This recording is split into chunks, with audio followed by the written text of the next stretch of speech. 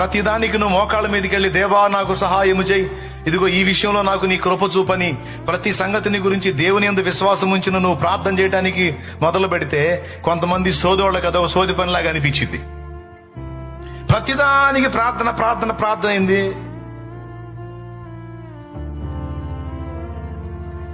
ప్రార్థన కాకుండా మరేం చేయాలా?